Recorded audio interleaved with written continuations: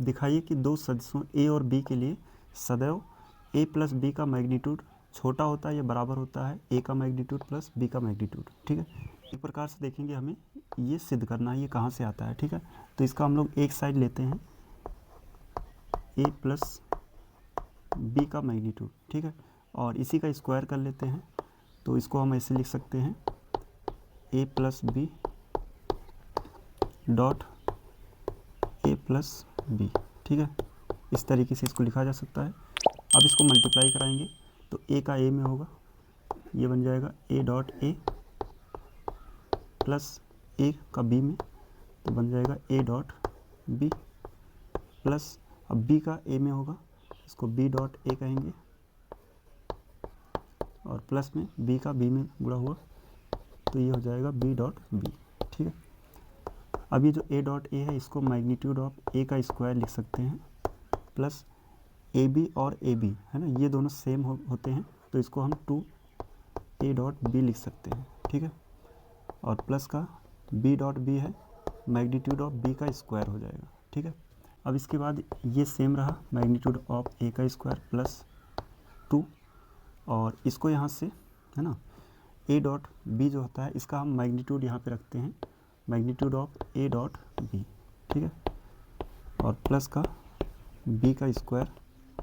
अब ये मैग्नीट्यूड रखने की वजह से ये जो बराबर का चिन्ह था ये हट जाएगा, और ये कैसा हो जाएगा, बड़ा या बराबर। ठीक है, ऐसा क्यों हो रहा है ना, क्योंकि यहाँ पे चूँकि किसी भी नंबर का अगर मैग्नीट्यूड लेते हैं तो वो हमेशा बड़ा होता है उस नंबर से।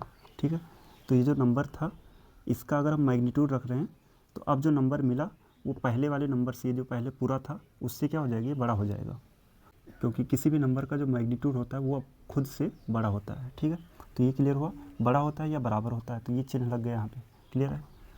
अब यहाँ से लेस देन और इक्वल टू ऐसे रहा, मैग्नीट्यूड a का स्क्वायर प्लस 2। अब ये जो होता है a डॉट b का मैग्नीट्यूड, इसको लिख सकते हैं अलग अलग, मैग्नीट्यूड ऑफ a और मैग्नीट्यूड ऑफ b। ठीक है, इस तरीके से इसको लिखा जा सकता है ना। इसके लिए अगर चाहो तो लिख सकते हैं, चूँकि magnitude of a dot b है ना, ये हमेशा छोटा होता है या बराबर होता है मैग्नीट्यूड a मैग्नीट्यूड b के। ठीक है, तो जहाँ ये था उसको ये लिख दिया गया यहाँ पे। ठीक, मैग्नीट्यूड ऑफ b का स्क्वायर ऐसे सेम रहा। ठीक है, अब यहाँ पे देख सकते हैं कि a स्क्वायर मैग्नीट्यूड a का स्क्वायर प्लस b का स्क्वायर प्लस 2ab लिखा हुआ है, तो इसको यहाँ से लिख सकते हैं magnitude of a plus magnitude of b का होल स्क्वायर।